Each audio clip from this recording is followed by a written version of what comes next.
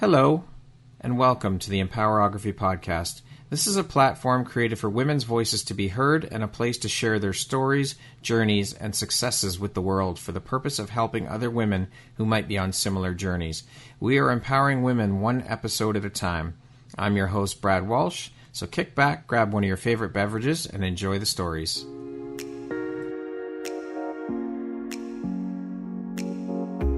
Are you an author, speaker, coach, or entrepreneur building a brand in today's very crowded marketplace? How do you stand out? Join me on September 27th and share 97 minutes of your time for just $97 and learn how to empower your brand message and shine as a guest on podcasts. iHeart's doing it. Spotify's doing it. You should do it too. Join me and spend 97 minutes of your time for just $97. You can find the registry link in the show notes. Hope to see you there.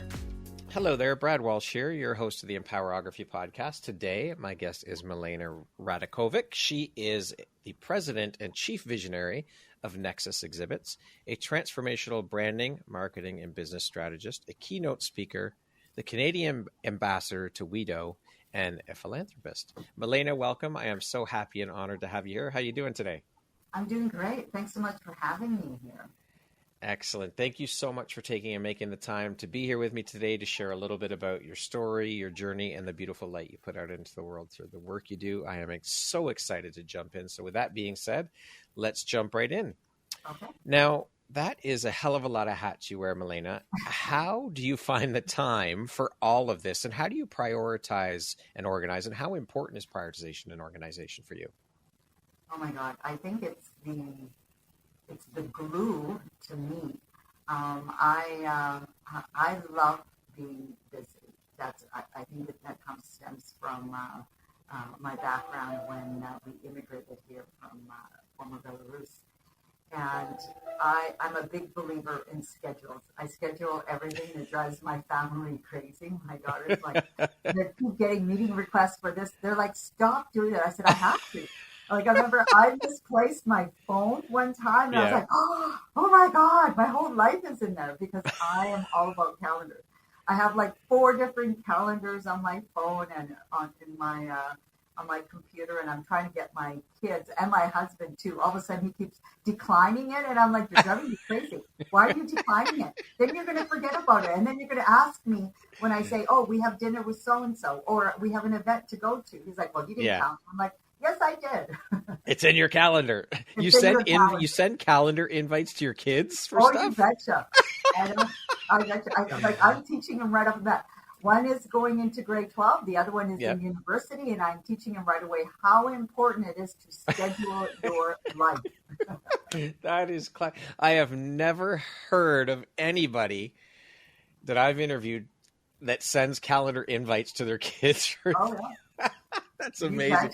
Well, you got to teach them, right? You got to get it ingrained into them. Yeah, exactly. I mean, it's just like you said. I've got... I ran a national charity. I have my Nexus Exhibits business. I have my other board work that I do. And now I have a new venture that I'm starting with a partner. So my days are jam-packed. Like, it's not a 40-hour work week. Yes. It's more like double of that. It's 80. I have to make sure I don't miss anything. Right. No double bookings, no overscheduling. You have everything in your calendar. If it's not in your calendar, it's not happening. Exactly. And I actually, it's funny you said that. I had a friend of mine that stopped by the office, and she said, oh, we had a meeting. So she's a friend, but she's also a big supporter of WEDO Canada. And she missed my launch of the new business, asked by her. And we were texting back and forth. She's like, okay, it's a date, Tuesday, 2:00. Perfect. So, and she was inviting someone else. So my assumption is because she's inviting someone else, she'd be sending the meeting request. And she's like, well, I had it in my calendar. I said, but you didn't include me in the calendar. And luckily, we could sit down for half an hour before my other meeting. But that's the thing. It's got to be in my calendar. There you go. So I'm very curious then, with you wearing so many hats, do you have a morning routine? And if so, what does that look like for you? Yeah, I actually do. I'm an early riser. So the first thing I do is I wake up. I go downstairs. I have a home gym, and I'm on the elliptical. First thing I start off my day is with exercise. Okay. I should be doing. When I'm in a good place, I do my morning gratitude. So, and when I'm not rushing, because I do rush a lot, so I would wake up and just spend a few minutes of, what I'm grateful for the day, and I start that off with a good intention in my day, and then I go and get on the elliptical and sweat it all out. That's the first thing I do, and then quickly shower, get ready, and then I know it's my oldest daughter says I spoil my youngest, but I'm still making, like I say I'm not, but if I don't make her lunch, she'll just grab snacks and that's it. So I'll have to make her lunch, grab my coffee, and make sure that, she's off. Because usually I'm actually dropping her off at school, but this summer she's actually working for me. So then we get in the car and I have my coffee and I'm driving to the office. So that's kind of my morning. I'm a big believer in mental and physical health. I think every entrepreneur will succeed if they have that aspect in their life. So if it's meditation, or I do yoga every Sunday with my youngest daughter. We go and do a yoga class on Sundays. I'm a big believer in working out. I work out about 4 days a week. That's my sort of, I talk about my meditation in a sense, because what it is I can cut everything out of my life and just concentrate on my workout. So that's a really big thing for me. And non-negotiable. Non-negotiable. So it's like 5 days a week I do my morning elliptical. I was in 3 car accidents, so I can't run anymore. I used to run. And then there's either lunch times, after work, and weekends where I actually go and I do a weight class. And, that's non-negotiable for me. Okay. So what is it that drives, motivates, and inspires you to keep going and excelling at all that you do, Milena? I think it stems from my parents. They left at that time. It was the former Soviet Union, and we arrived in Canada in 1979. And they left everything behind, their family, their careers, to give me a better life here in Canada. They went through a whole bunch of hurdles, and I'm so grateful that my mom stuck it through, because my father was adamant, we're going to Canada. And she's like, no, I don't, because my grandparents were like trying to talk her out of it. It's like, no, you're leaving everything behind. And so my father really said, you're either coming with me, but I'm taking Milena and giving her a better life. So either you come or you don't. So a lot of people don't know that story. So I'm very proud of my mom, because that's a very scary time for her. For sure. They came here to give me a better life. And so I'm very grateful for everything that my parents have done. I mean, they literally came here with just $1,000 and a couple suitcases. So I want to showcase, or not, I guess it wouldn't be showcase, but really prove to my parents they did right.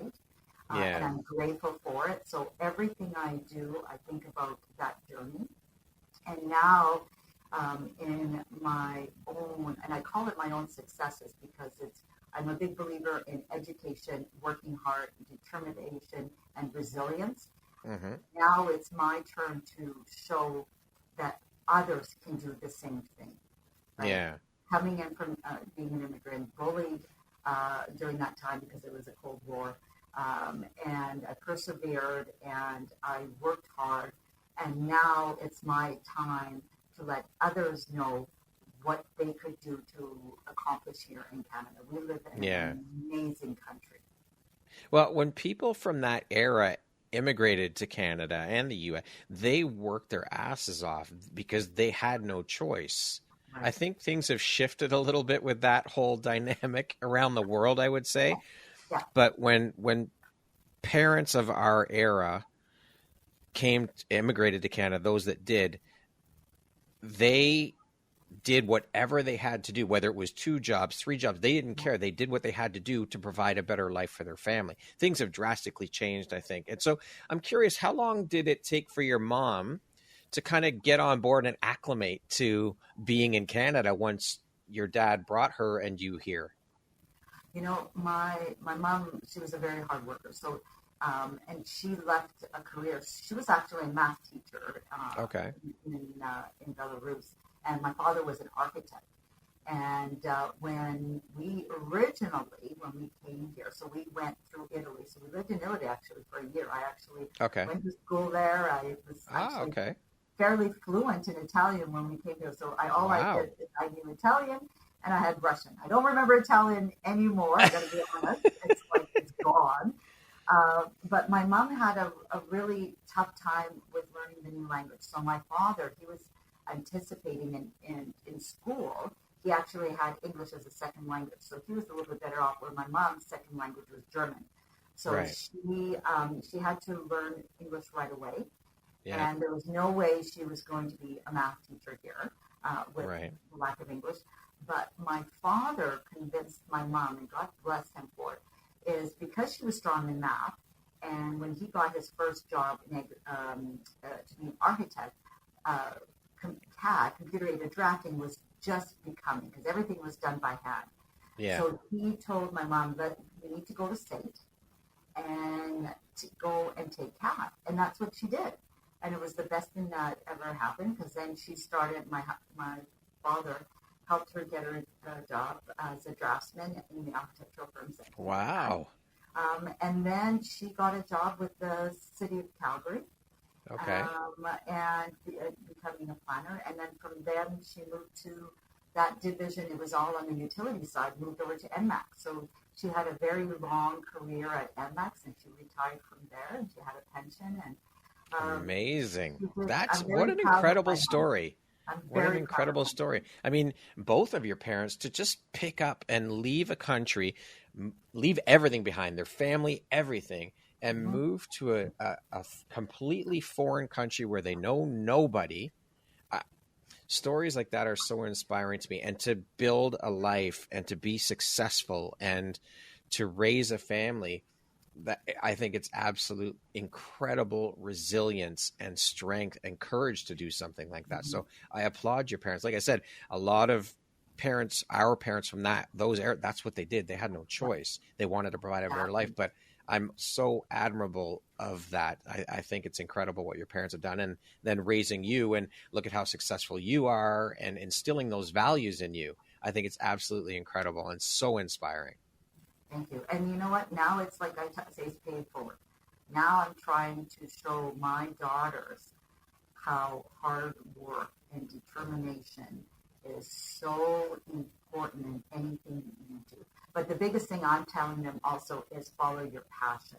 Yeah. Because I think it's when you have a passion for something, that's where you have the determination to succeed and be well and follow that.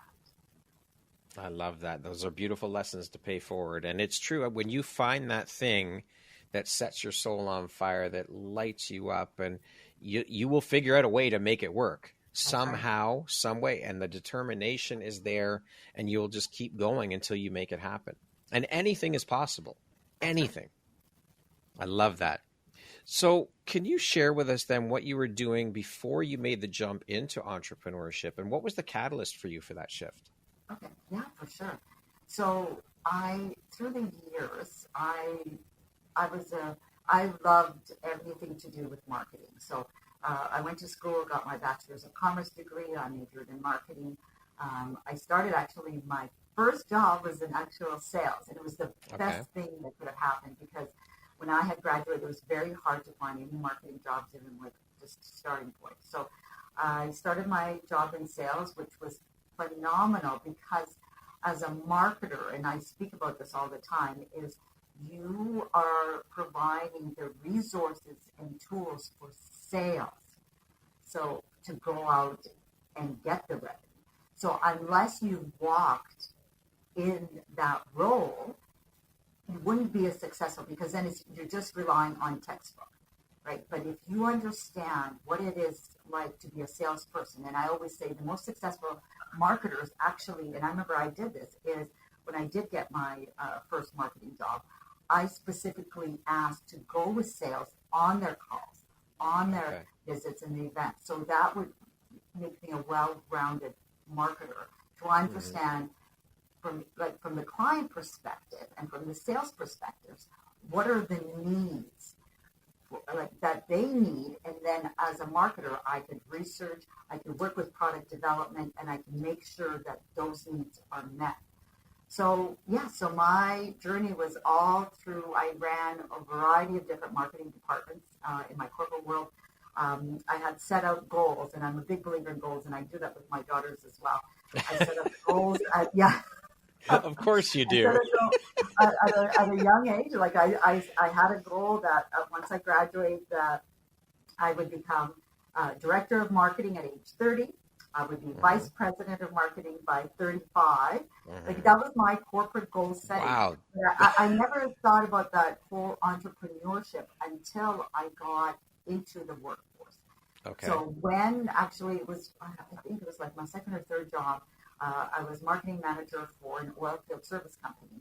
And I was going to conferences and trade shows, and I was meeting all of these incredible small and medium-sized businesses that was supporting the oil and gas industry here in Alberta. And they were saying, oh my God, I wish I had a marketer like you to help me with my company.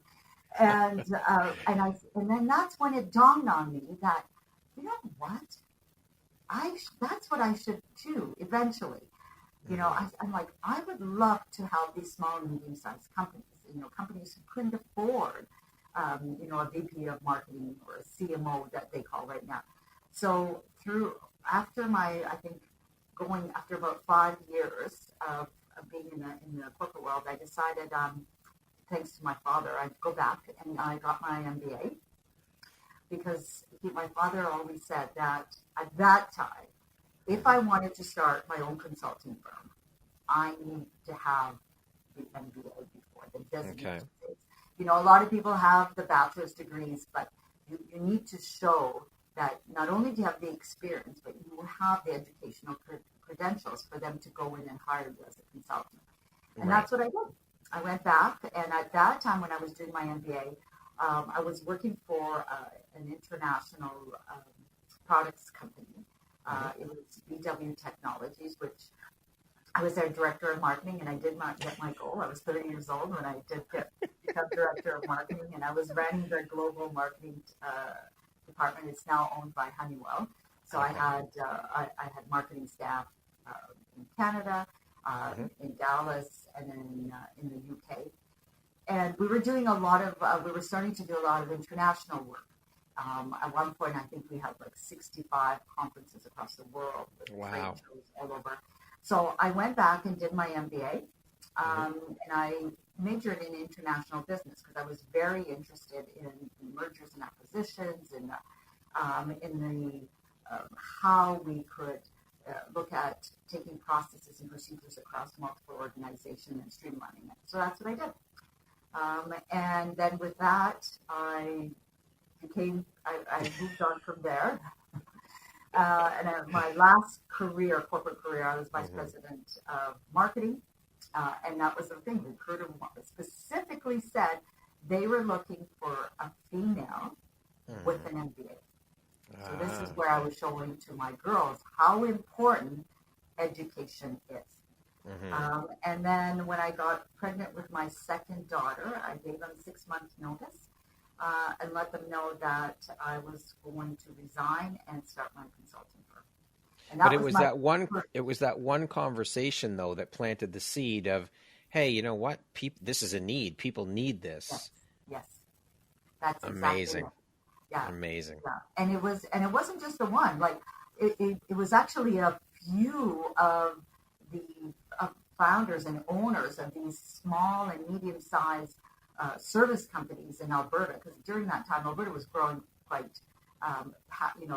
We had the Cold War. Then Alberta was booming for many years, and during those, a lot of service companies were starting up to support the big production companies here and the exploration companies. So that's where I said, okay, there is a need to support these. And so I did that. And that was my first venture into entrepreneurship.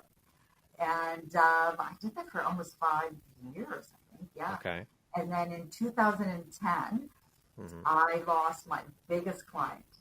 And I had two daughters. I had a live-in nanny. I had a house our dream house that we bought, a house that we couldn't sell. So I was like, and my husband was in construction at the time. He had his own finishing carpentry business. So we sat down. He was like, one of us has to get a job. So we have, steady pay, get benefits. And of course, it wasn't going to be him. So it was easier for me to go and get a job. And the only reason I say that is because he's in construction. It was very hard at that time. Yeah. Like, it wouldn't be like he could just go find a job, right? Yeah. Paying salary job to support what we were building. So, and at that time, it was a headhunter who approached me. There was two opportunities, and the one opportunity I chose was here at Nexus Exhibits. And I had used Nexus Exhibits for about, it was 20 years in my corporate world for designing and producing our trade shows and looking after that when I worked at a variety of different companies like NMAX and WEDO. So it was perfect timing, and I loved it, and it was a good culture fit. And after a year, I fell in love with it, and I asked the founder for first right of refusal. And in 2013, I bought the company. Wow. Isn't that incredible how the universe works? You utilize that company throughout your corporate career for different things. And here you are now, bought the company. How incredible. I mean, you can't make this shit up. It's amazing. You can't. It's just incredible. It just sounds so wild, but shit like that happens all the time. I think it's amazing. And it's funny you say that because I'm actually telling this to my oldest daughter. So my oldest daughter, God bless her, she's actually wanting kind of to follow my footsteps. So she's taking her business degree, majoring in marketing, and she's got that entrepreneurial drive. Yeah. But her focus is very different. She's very passionate in health and wellness, which is phenomenal, well, even more than I am. And she's like, well, her brain works way faster than I am. She's like, okay, so if I want to start a business, how do I hire people? I'm like, slow down, just graduate first, get your degree first. Here, I said, it's baby steps for that. I said, you still haven't finished your accounting course, and then you still have to take finance, so you'll understand how that works. And so, and I said, and to be honest, I said, Sydney, before you start, and this is just, and I'm a big believer on experiential because I work with a lot of entrepreneurs, and I said the easy road, and I'd say that again, the easy road is yes, follow your passion, but there are incredible businesses out there that you could purchase and make it your own. And I said that to her. I said, right now, what you believe you want at age 20 will be different at age 30. Yeah. So I said, just baby steps. I said, you need to enter the corporate world. And it could be even like work for a small and medium-sized company. Yeah. But you need to go and work for someone to see how things evolve. What is the culture of an organization? See what you like and you dislike.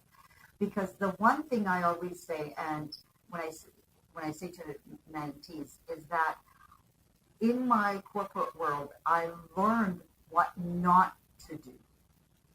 And I think that is an important skill set because everybody keeps, talking about, the things that they don't like in their world, in their work, for instance. I said, those are really good key learnings because what I learned from there, what I didn't like, is I'm now doing the opposite in my organization to create the culture that I really want. So I learned I had good leaders, but I had some really bad leaders. And I think leaders, not managers, because it all stems from the top. And I'm a big believer of transparency, inclusivity, and that's how I run my company. It's all about teamwork. Every single big decision, I incorporate the team. Even like my health and my health benefits, I ask them, what is it that you're looking for, right? Are you wanting the top, or are you just wanting the basics because you have a spouse, or you want to pay less? I involve them in those decisions. We're small and mighty. I've got a small team here, but we even have a social committee because I want everybody to enjoy and have fun. That's it. I think that's absolutely incredible. And there's so many corporations out there that just cannot, and I can't for the life of me figure it out. They cannot grasp that concept of treating your employees well, making them feel seen, making them feel heard. They have input. They have a say in things. If you do that, that creates longevity in your employees. They're not going to want to leave because they're being treated well. There won't be this revolving door of employees. It's a pretty simple and basic concept, really. Treat people well, and they'll want to work. They'll also want to work that much harder for you and produce for you. It's easy, but so many corporations can't grasp it. You're absolutely right. I did a keynote speech. This was 2019. This was just before COVID. And I think it was in Atlanta. It was for SAP Business One. And it was all about how to create a high-performance culture of innovation and accountability. And at that time, I was using SAP Business One for my CRM ERP system. And I spoke about everything that I have learned over my career on how to do that. Right. And technology. It's one of those things I always say, one of the best books I ever read was Good to Great.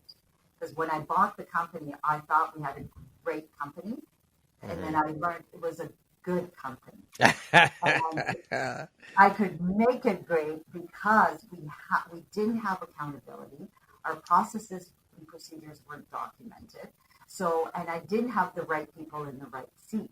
So there was a lot of building that I had to do and a lot of knowledge that I had to do thanks to, I belong to an organization called EO, Entrepreneurs Organization, that has been wonderful.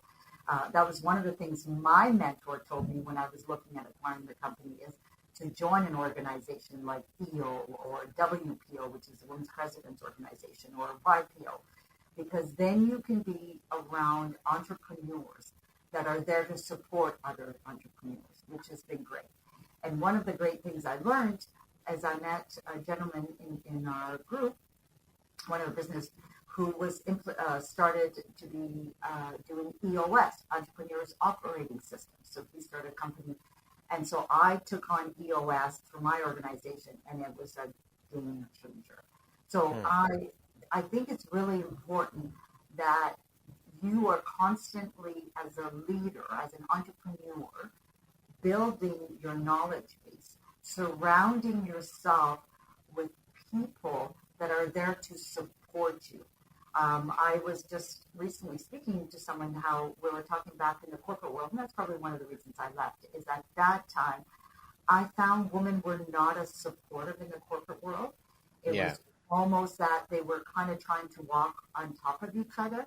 And that kind of was one of the reasons that turned me off the corporate world. And why I said I wanted to go in and start my own organization and help others.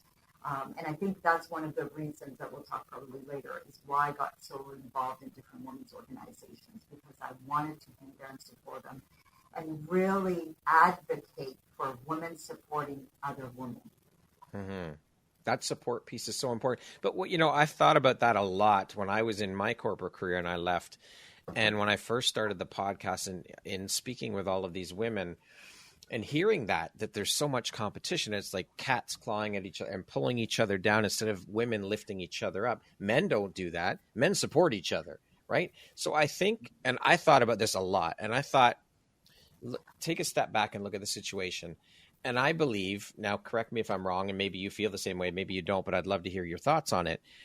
I think that a big part of why that culture was bred into corporate is because there were so few positions available for women that they had to compete for them. There was no other choice. And of course, you're going to want to compete. You're going to want that position over another woman. You want it because you've got to provide for your family. So there wasn't enough positions there.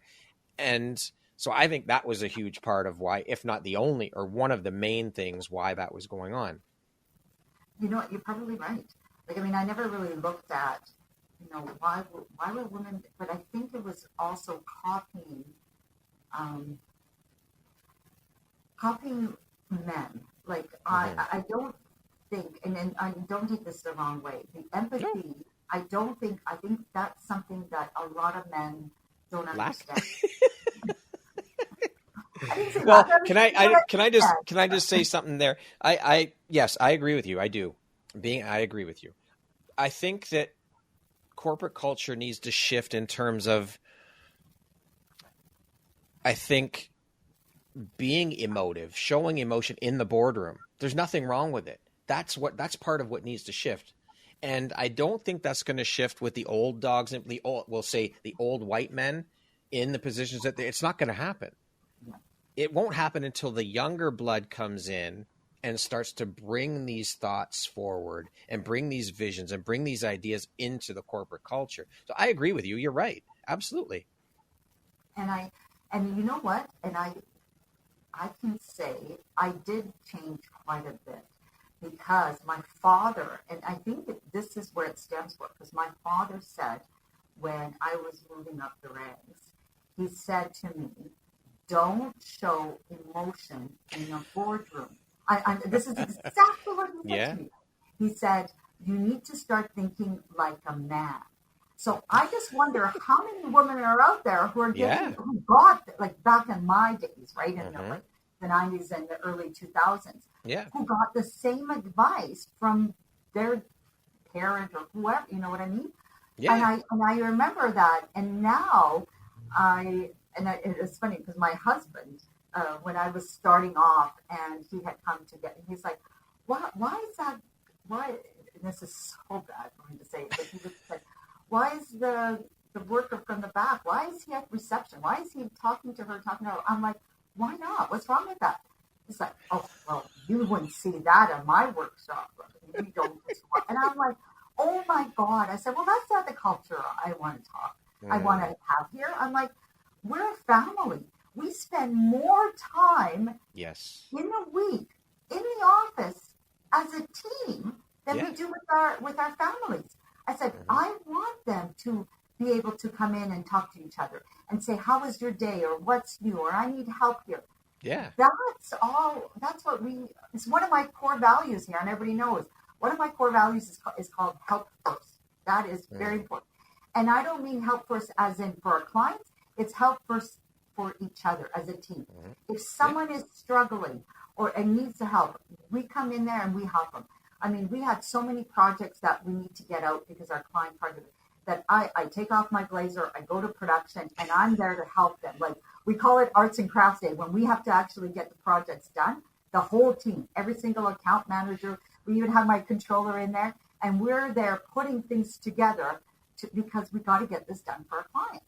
And I love that, because there's no job beneath you. And this is a part of the problem too, is that these kids coming into corporate nowadays, they expect to jump in making 60, 70, 80K. No, you got to start at the bottom and work your way up. And once you get up here, you're not below any of that shit you did before. You need to get in there and show that also sets an example for your employees and shows them that, hey, I'm not, just because I'm the owner of the company, I'm not above doing anything around here. And that's the kind of culture you want. That's correct. And you really don't see that. And actually, I'll give you another good example. And my youngest daughter, as I mentioned, she's working for me in the summer. Last summer, she started in a warehouse. She was doing the setup, doing the receiving, sweeping. I remember she came home, she's like, I'm so dirty, Mark. And then, and I'm like, well, and she would come in, she would like pass out. She goes, I need a nap before dinner. I'm so exhausted. I mean, she worked very hard. And I worked in warehouses. I know what tough work it is. Yeah. So, I mean, the 16-year-old, she worked really hard. Amazing. But she wants to be a designer, a 3D animation designer. Okay. So she did some extra art classes. She did classes at MRU, graphic design work. So I said, this summer, you are getting to be moving up. You're going to work in our reception area. You're going to greet clients, and you're going to start working some design work. So she's been doing our social media, and she's been phenomenal. She created our Awesome. newsletter. She's 17 years old. I don't know if you follow Nexus Exhibits. Check out the last video that she did. So my dog, Oakley, we call him Pup Lick Relations. That's his dog.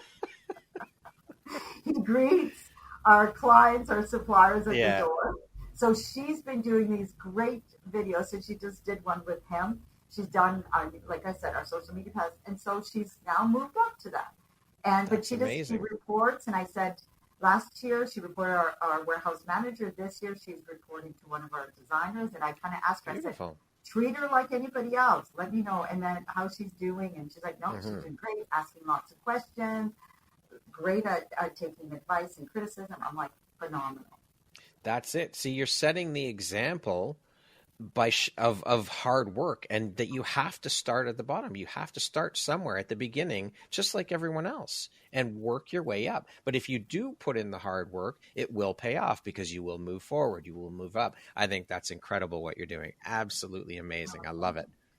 So inspiring. But you're right. Like, I did have a few years back, I did have a young gentleman who was at the University of Calgary, and they did a project.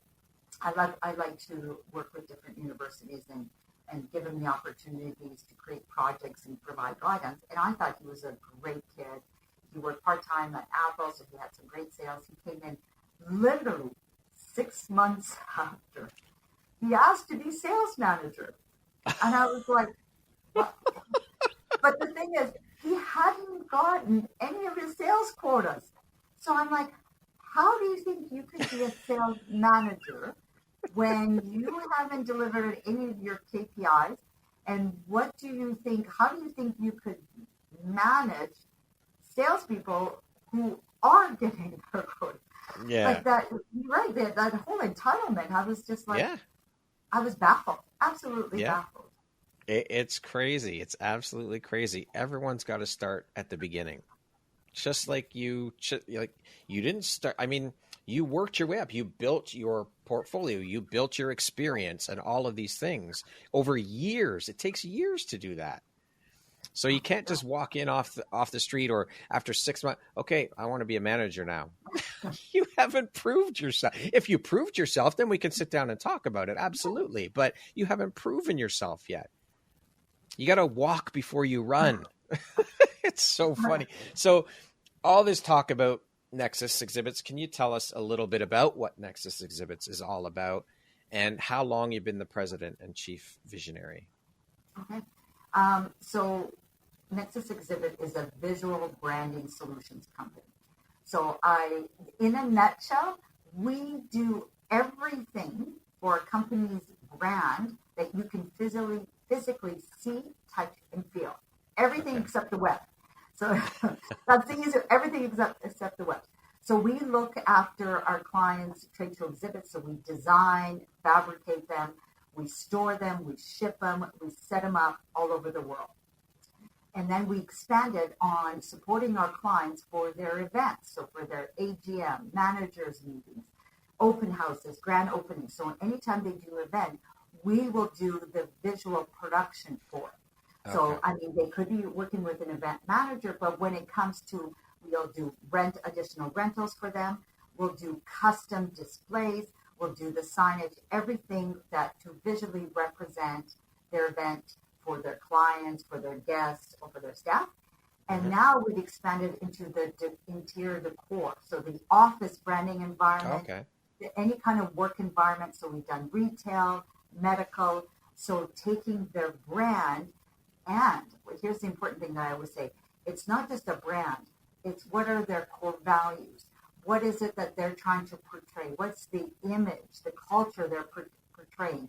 So, for instance, there are lots of sign shops out there, but what we do is we really, because of my marketing brand background, we sit down and say, you know, what is it that you're trying to represent? And then we'll do that for them in their work environment. And then the ice on the cake is the promotional products, the apparel, the swag, the awards, everything. So like I said, literally a one-stop shop for all branding needs. Holy shit. So this is where I said, where some entrepreneurs, I say, you don't have to start from scratch. I bought a company that was excelled on the exhibit side, but with the marketing background, I said, what are the pain points for a marketing communication professional?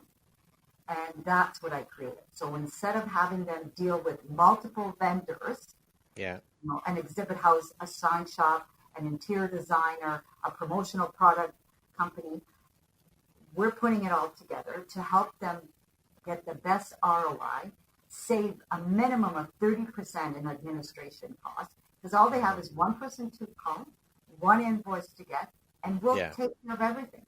So we're trying to help the marketing department minimize. So we've had clients. I'm not saying I want them to not have staff, but during hard times, we have one company that had a marketing department of 10 that had minimized to just 2. And we were helping those 2 people alleviate their pains by, providing services because they didn't have teammates to do everything for them. They didn't have an EA to help them find out, get the prices. We'll do that for them. So that's the organization that I took and grew over the last 11 years since. Amazing. So truly a one-stop shop. You don't need to go anywhere else. Everything is all right there. Amazing. And so what is your role as a chief visionary at Nexus entail? So how that role came about is I just did not want to call myself a CEO. That's just not me. So with EOS, Entrepreneurs Operating Systems, how it's structured is there is a visionary and then there is an integrator. So the integrator is what takes the vision, integrates it, and ensures that everybody else, when we have the right person in the right seat, when we talk about, it's called an accountability. So instead of having an org chart, it's an accountability chart. What is everyone accountable for? And so the visionary is what, in essence, I am. I come out with these ideas, and my integrators, who's my second in command, my controller, she's like, hold on, Milena, I think this is a great idea. However, we still need to do this, this, and this. So she grounds you. So, and that's why they jokingly said I am really the chief visionary, because I keep coming up with all of these things that we want to do. Yeah. And then he says, okay, we can do this after we do this. Or that's a great idea. You know what? We should implement it. So, like recently, we just, when we rebranded, we're all about, it used to be Nexus Exhibits, trade show solution, displays and trade show solution. We went with that. Nexus Exhibits, all about innovation. So our tagline is innovation, service, results. So I'm always looking at innovative solutions for our clients. So right now, I just brought in LED video banner stands. So because our clients were really looking for that wow factor for like their event or their conference or trade show. And that's with both on the client side, but also on the producers of these events. Because we work with a lot of events to create like a sponsorship lounge or an exhibitor lounge. So we have these great that I brought in, these LED video banner stands where you can, it looks like a banner stand, but it's literally an LED video wall. So you can plug and play any kind of message, which really brings the wow. And that's where I got that name, because I'm always looking at what is the new innovative thing that we could provide for our clients to get the best ROI. Love it. So reflecting on your own journey in branding, marketing, what pivotal moments or experiences help shape your expertise and approach to the industry that you now take?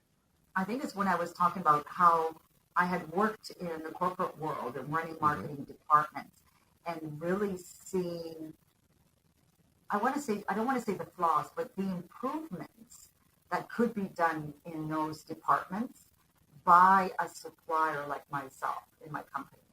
And I think that was the pivotal point, that when I bought Nexus Exhibits and I was teaching my sales team that you're not a sales rep. we're all about providing solutions for our clients, figuring out what are the pain points for our clients, right? Because that's where I had been in my corporate world. And I think that was a pivotal point in my journey of growing and scaling my business. It's all about, we'll take a problem from our clients and create a solution. And if we can't, then we have no problems on finding someone else who could do that. Right. And I think that was the point in my entrepreneurial career that really clicked. And why now, like, I don't advertise. Like, right. Word of mouth, always. It's word of mouth that we go to. Networking is very important. So we go to a lot of events. Our clients have been fantastic who bring us in, who introduce us to others, doing the referrals.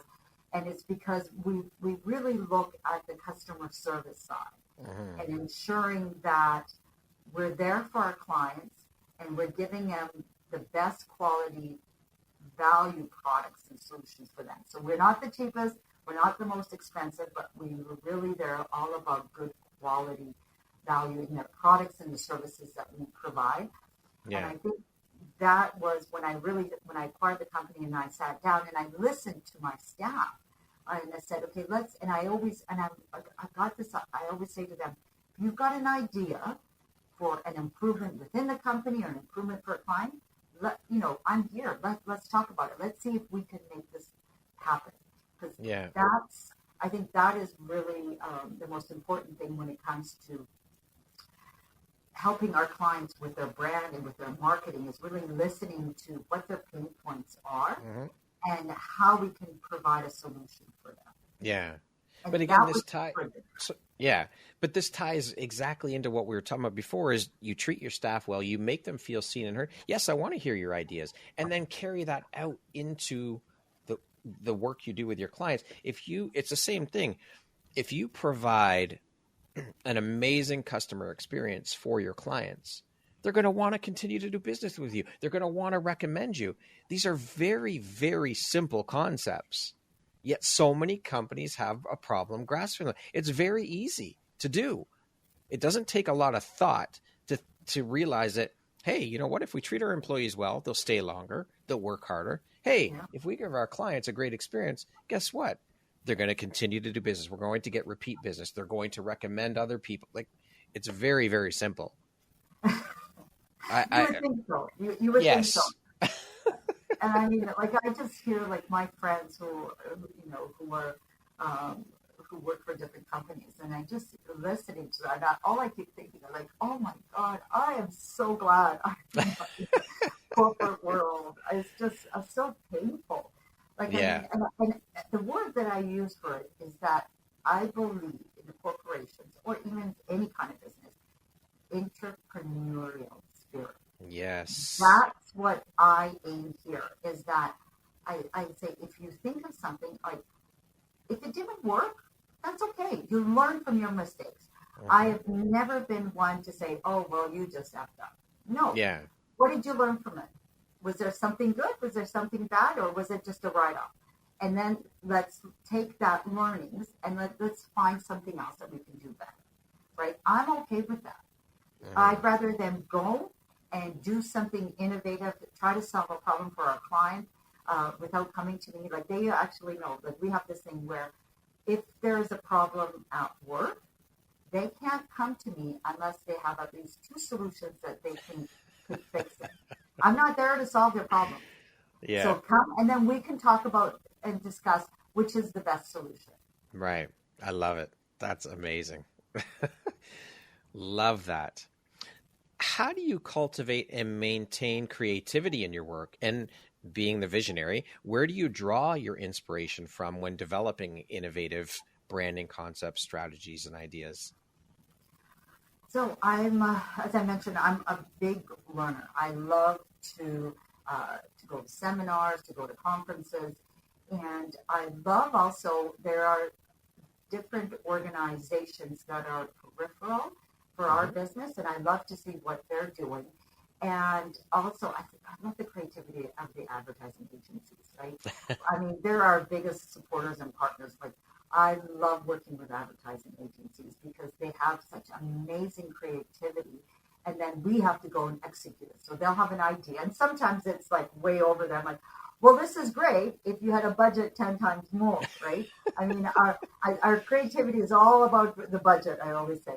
Yeah. So I'm always looking at different inspirations. And I love looking at even competitors. I mean, I'm here in Canada, but there are such amazing exhibit houses. They're amazing interior designers, even event producers and sign tops all over the world. So I like to follow to see what other people are doing. I mean, the shows that you get overseas are absolutely, like when we're talking about exhibits. I mean, in the South, I'm going to call it in like Dubai and Abu Dhabi, the exhibits there are absolutely out of this world.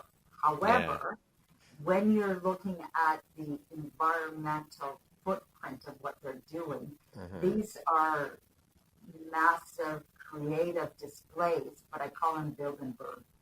And what it is that they are made out of raw material that is very labor focused, that has a labor force of hundreds to what we pay. And it's not environmentally sustainable because it could be a display that you might use once or twice, and that is one and done type thing. Exactly. So I love looking at them and saying, okay, how can we incorporate it within our system? So here in North America, we build a lot of our displays out of aluminum structures that you could easily ship and transport and set up and repurpose. And that's what we always do for our clients. When they look, so a typical exhibit is anywhere from 2 to 4 years because then you want to change the branding and update. Yeah. So we always try to incorporate our clients' existing hardware and repurpose it. So we are now looking at eco-friendly production, print production. Fabrics have gotten very popular and more cost-effective than they have in previous years when I first started in exhibit world. So we're always looking at solutions to help our clients. So in a nutshell, I look across the world to get the creativity and see how we can incorporate it for our clients here. Okay, beautiful. Now, looking back on your career, Milena, what legacy do you hope to leave in the world of business strategy, all the things that you do? As you know, I'm a very, very passionate to supporting the next generation of female entrepreneurs.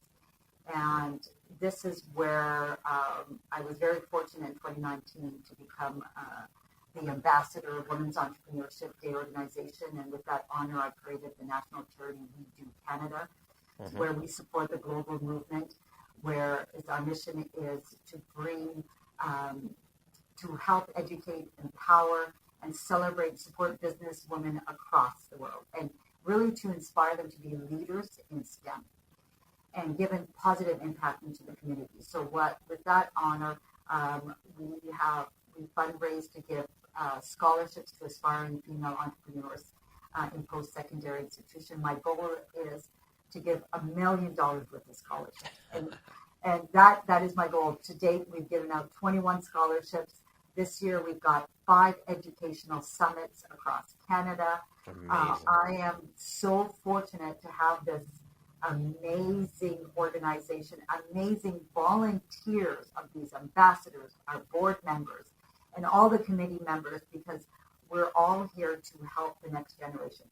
That, I believe, is what if you have to call it a legacy, I want others to know that I'm here to support them. And I want our organization to flourish. And when I hear my daughter say, no matter what you do with your companies, never give up on WeDo, because it is a movement where I hate to throw stats, but I got to say, if we support women entrepreneurs in Canada, we can bring $150 billion to Canada, to our community. This is how important. And statistics that now have shown from the Women Entrepreneur Knowledge Hub is we have now grown.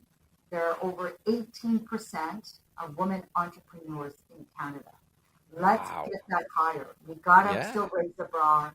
We got to get more into it because globally, you know, and I mean, if we want to talk, women perform, and this is another thing that I think is really important, is equal pay.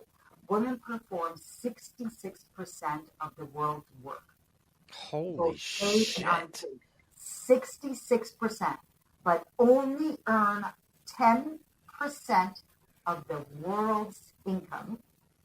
10% of the world's income. That's all that they make. And they're doing 66% of the work. Yeah. And they account for 85% of the consumer purchases that controls a $20 trillion worldwide spend. So think about that. Unbelievable. So if I could help break the barriers and help women across the world, or even make an impact here in Canada, because my goal is at least I can make what's in my country, then that is what I want to leave behind. Well, I mean, we've known for a long time, women are the ones who make the purchases in the household, plain and simple, the majority of them. Yeah. They are the purchasing power, period. You're right. Those stats need to come up. Those are staggering stats. Like, that's incredible. And so how did the opportunity come up for you to get involved with WEDO? How did that whole thing unfold? This is where I'm so blessed. I always say Entrepreneurs Organization has been a blessing. I mean, having my forum, which is my advisory board, I survived 2 recessions here in Canada and a pandemic. So think about the pandemic. There was no events for 2 years. Yeah. And I'm in the events industry. Exactly. So, I mean, I thank EO for it. I had met such amazing women across the world through EO, and one of those women was actually an ambassador for Women's Entrepreneurship, the organization out of Washington, D.C. She nominated me to be an ambassador here in Canada, and I originally was nominated as the Alberta ambassador, and then going through the interview process, they asked me to be the Canada ambassador. Wow. Where I would then be the spokesperson for Canada, bring on additional ambassadors across Canada and make an impact. And then I took a step further. We created the non-for-profit, and then we got our charity status, and I created a full-born national charity with our mission is to educate, support the next generation. And so I'm very grateful to Marsha. She was the one that nominated me, and she's an amazing entrepreneur that I follow, and I think is just a beautiful soul. And if it wasn't for her, I would not be part of this global movement. So how many members across Canada are involved in WEDO? So I believe we are now, I haven't checked the stats on the corporate website, but I believe they are spanning across 140 countries. Yeah. And then when you look at, there's the country ambassador, there's either provincial or state or city ambassadors, and now we have student ambassadors. Wow. So there's in Canada specifically. So you are the Canadian ambassador. Then there's provincial, and then city. Yeah. So in here, so in BC, I have an ambassador in the Comox Valley. In Alberta, we have 3 ambassadors. We have an Edmonton ambassador and 2 co-ambassadors in Calgary. And we have an Ontario ambassador, a Toronto ambassador, and then we have a Quebec ambassador. And my goal is I want to have an ambassador in every single province. Yes. So ladies and gentlemen, if you know of an amazing woman entrepreneur or a business woman leader that is passionate in what we're doing, go to wedocanada.ca and nominate them to be an ambassador. Beautiful. I was just going to ask how, for those that are interested, that are listening, how can they get involved? What can they do to be part of it? And so nomination, is there any other ways that people can get involved? Women can get involved? I mean, or they could just simply, we are always looking. So we're non-governing, 100% volunteer based. So if they want to donate, that would be wonderful because we're always looking for funds.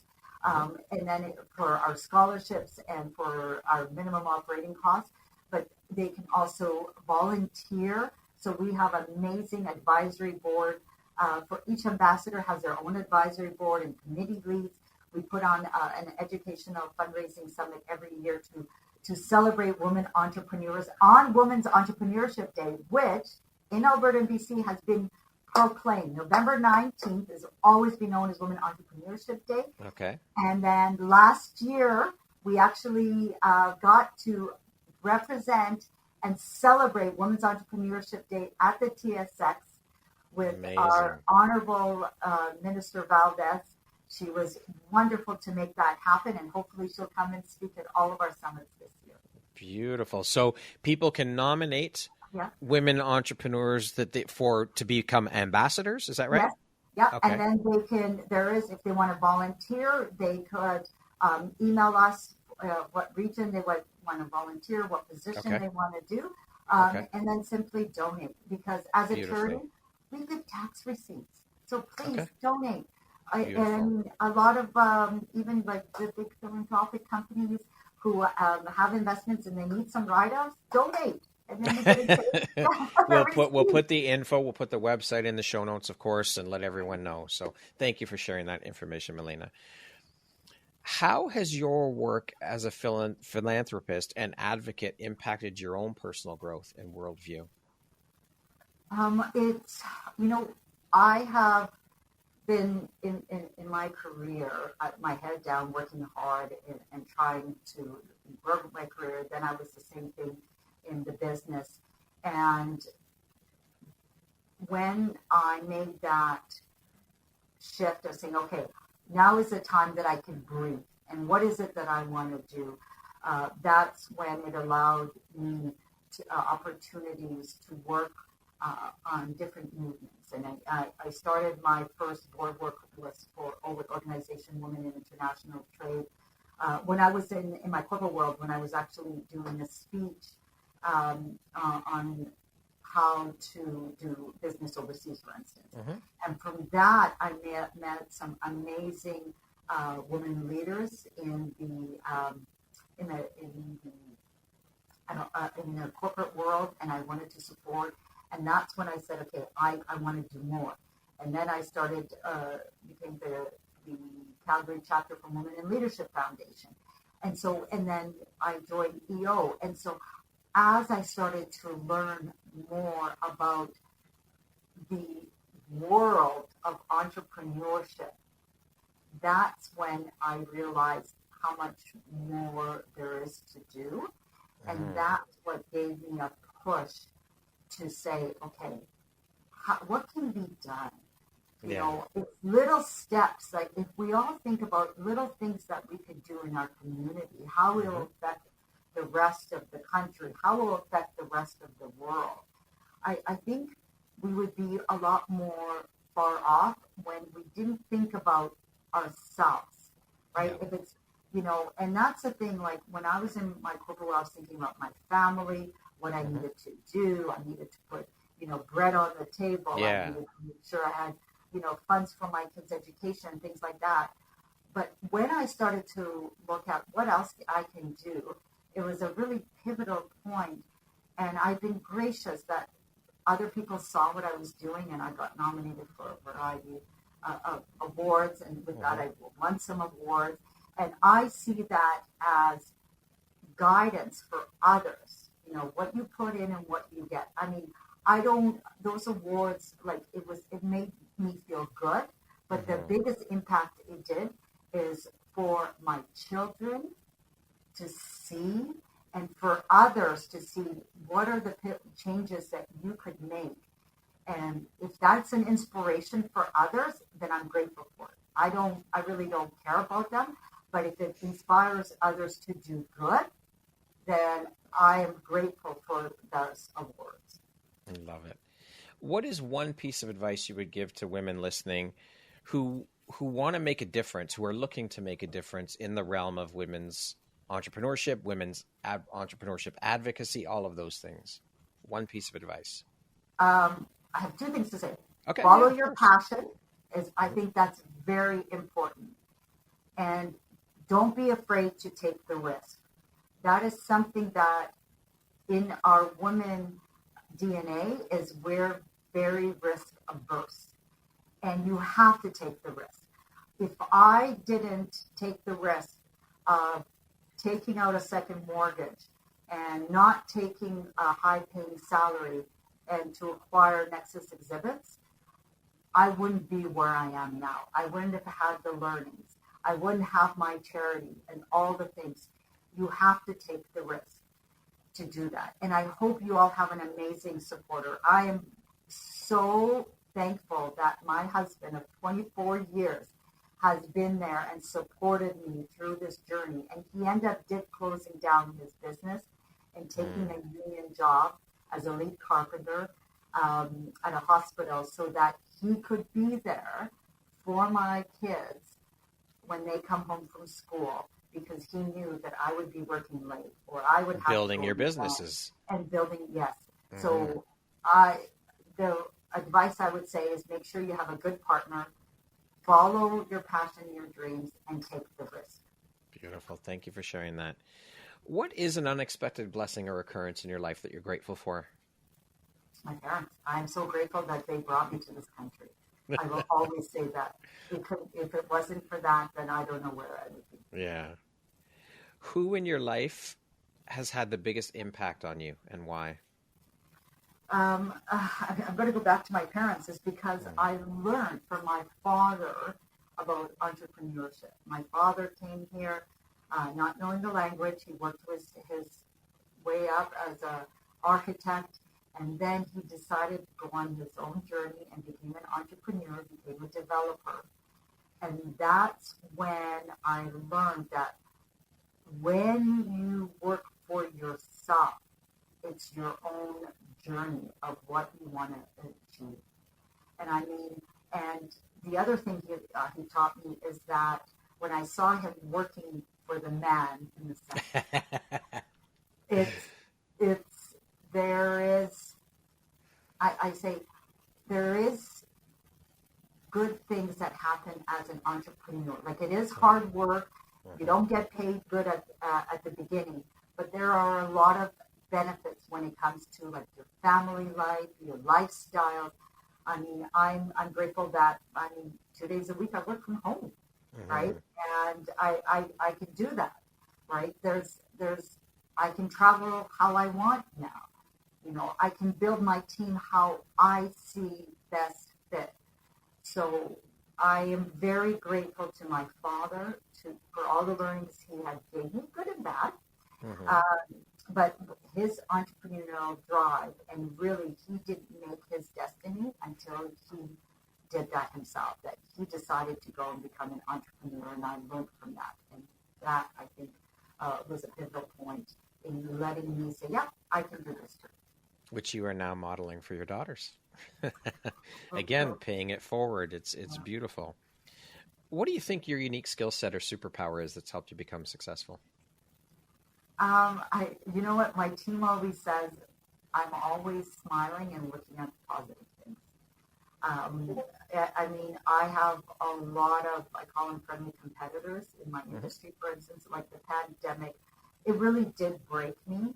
I had a really hard time, but I just didn't want to show my team.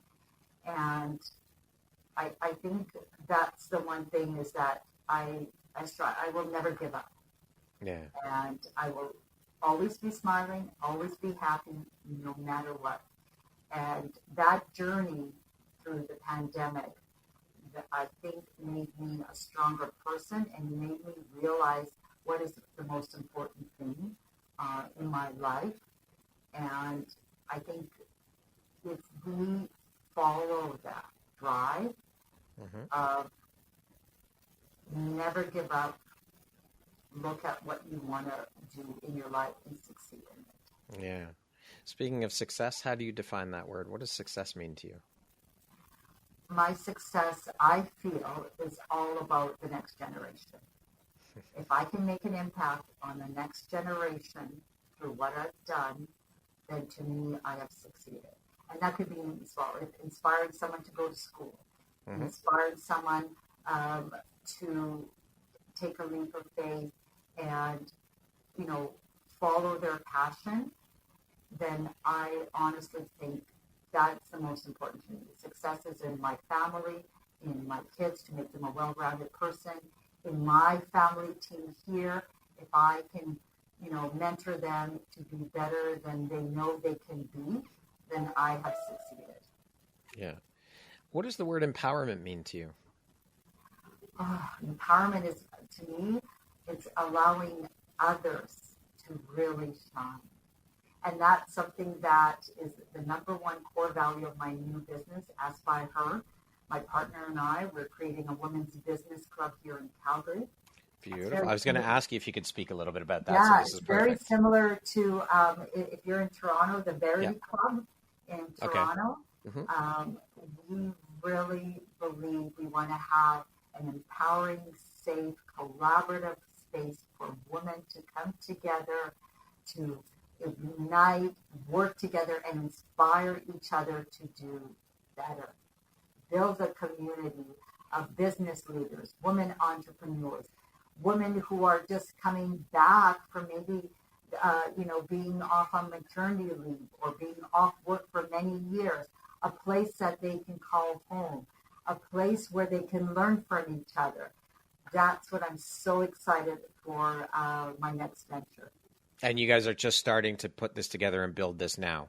Yep. Okay. We have, we've been gracious enough. So we're looking for a building for it, but we started with a prelude. We invited a variety of different women to come together and listen about our concept. They loved it. Now we found a venue where we can kick off our club. Okay. Where it's building the membership base, have events, and then once we have it, then we'll have the space where it'll be an event center, a restaurant and lounge. We're actually going to have a spa. Wow. So it is a club for women. So there's other business clubs out there, but they're not aimed at women. Women are busy. If I have people wanting to have, meetings all the time, and I had one lady that spoke to me. She is this high-end executive, and she's like, I've got all these guys who want to have meetings. You know what? I need a pedicure. Why don't you come and have? I'm getting a pedicure. You can talk to me about having a pedicure. I'm like, you betcha. And if that's exactly what we want to have a place where women can say, you know what, you want to have a meeting, then come and meet me here. And what's the name of the business again? Sorry. Ask by Her. Okay, beautiful. Thank you for sharing that. Okay, we're going to jump into a little rapid fire section. Here's the next grouping of questions. Just be 1, 2, 3, 4-word answer type thing. Okay. How would you describe yourself in one word? Oh my God. I think it would be open book. Okay. What is your favorite self-care practice? Working out. If you could teach the world one thing, what would it be? Be kind. What's one thing you want but cannot buy with money? Health. If you could be remembered for one thing, what would it be? My scholarships. What is one thing you love about yourself that is not related to your physical appearance? I think, it's one word? Well, a few, 2 or 3, 4 words is okay. That's fine. Connectivity. I love connecting people. Okay. That concludes our rapid fire section. Now back to our regularly scheduled program. I threw in a bonus question that I did not send you ahead of time. If you could take one feeling or one belief and bottle it up and give it to people, what would it be?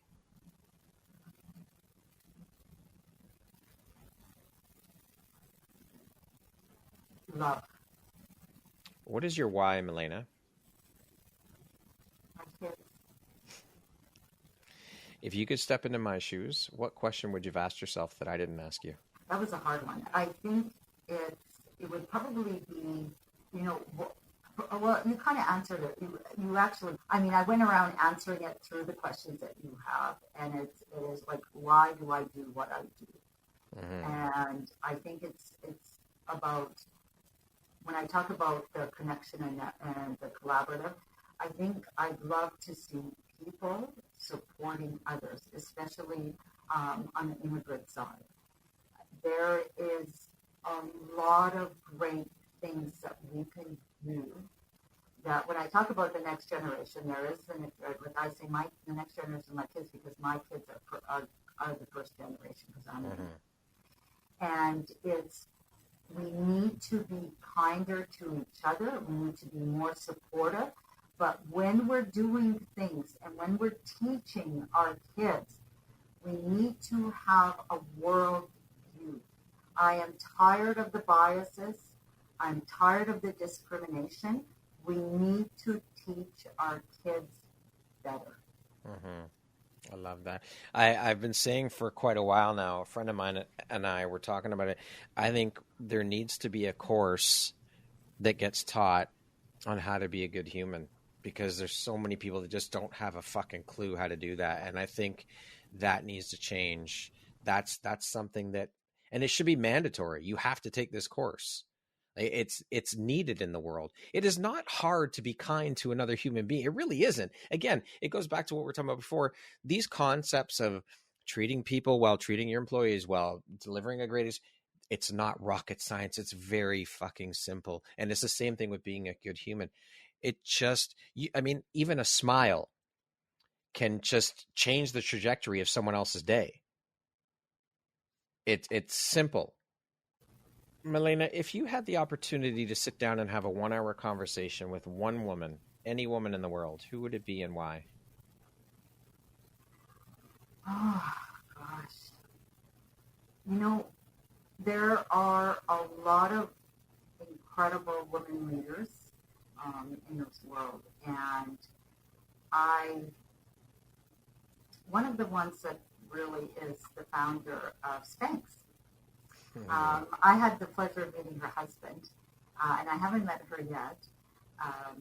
And what I loved is how she grew her company, and when she sold it, what she did for all her staff, which you don't see. The gifts that she gave her staff was absolutely incredible.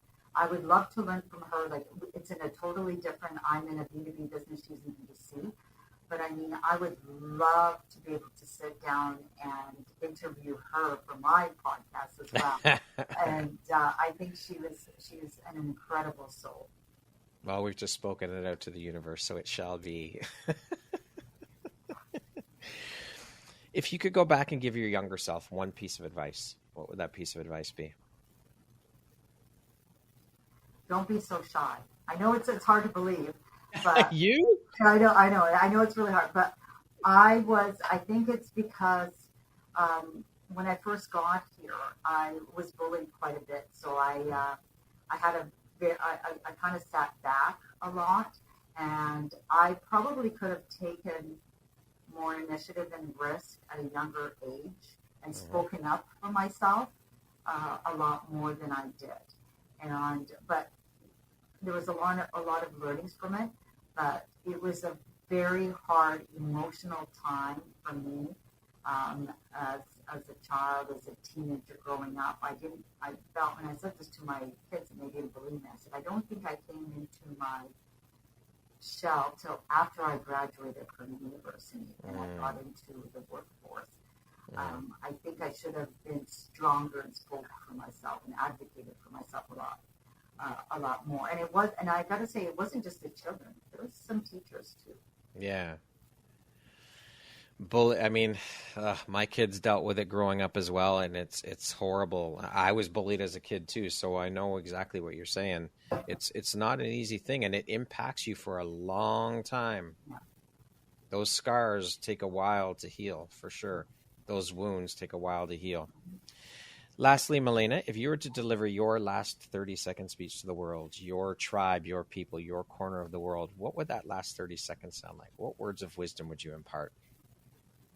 Be kind to each other. Listen at other people, what they're wanting to say. Everybody has a different viewpoint.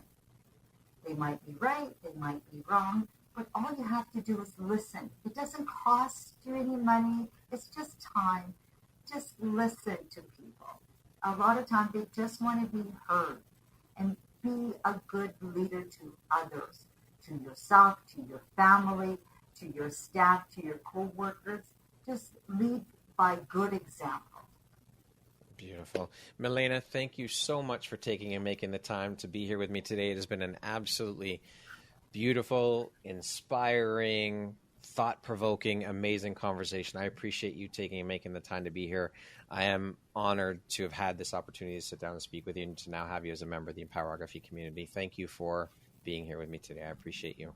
Thank you, Brad, for the opportunity to share my story, my journey, and hopefully inspire others to be great.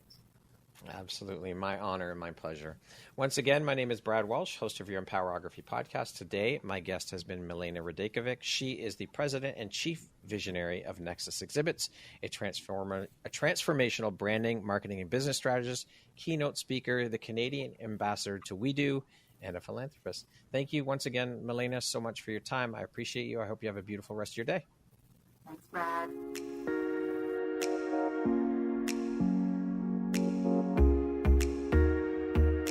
Thank you very much for listening to this podcast. If you haven't yet, please be sure to subscribe, rate, review, and share with all your friends. You can find me at visuphoria.ca and follow me on Instagram at Empowerography Podcast and on Facebook at Empowerography. Please join me next time for another inspirational story from yet another amazing woman.